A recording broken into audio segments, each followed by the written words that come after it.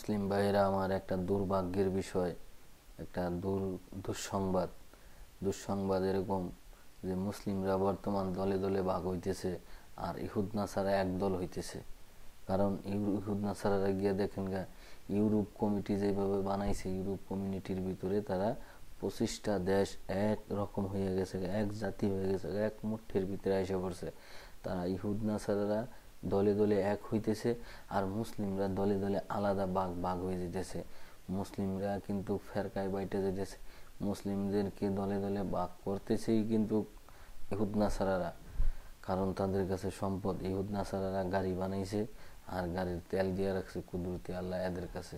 তখন তাদের কাছে তেলের জন্য যাইতে হবে, তাই তারা করতেছে কি, তেলগুলো চালাকি করে নিবার চিন্তা ভাবনা করে একটা ফাসাদ লাগাই দিছে আমাদের ভিতরে।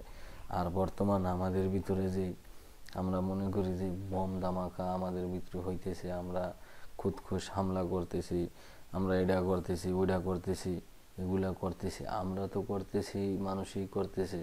কিন্তু আমাদের ভিতর দলের ভিতরে মানুষগুলোরে পয়সা দিয়ে টাকা দিয়ে কিনা ওই টাকার বিনিময়ে আমাদের লোক দিয়েই করাইতেছে লোকেরা। কারণ তারাই চায় যে আমাদের দেশগুলোর মধ্যে ঢুকবো।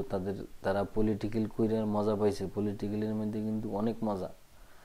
কালা মানুষ সাদা হয়ে যায়, চিকন মানুষ মোটা হয়ে যায়, বিমারি মানুষ সুস্থ হয়ে যায় পলিটিক্যালের মধ্যে যদি ঢুকে।